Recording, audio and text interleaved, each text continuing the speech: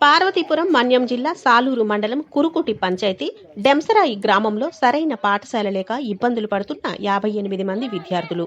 వరిసా సరిహద్దులో గల సుమారు 9 గ్రామాల నుంచి 58 మంది విద్యార్థులు ఈ డెంసరాయిలో గల పాఠశాలకు వస్తూ ఉంటారు. పాడుబడ్డ చాలీచాలని ఒకే ఒక్క గదిలో సుమారు 58 మంది విద్యార్థులు చదవటానికి వీలులేనంతగా కూర్చొని తమ విద్యను అభ్యసిస్తున్నారు.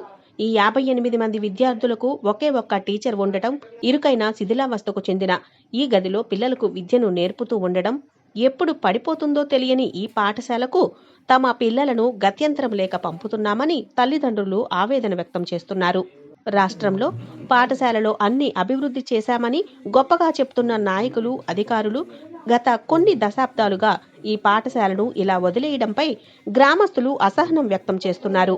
ఇకనైనా మా ఊరును గుర్తించి మంచి పాఠశాల భవనం నిర్మిస్తే విద్యార్థులకు ఉపయోగపడుతుందని గ్రామస్తులు తెలిపారు.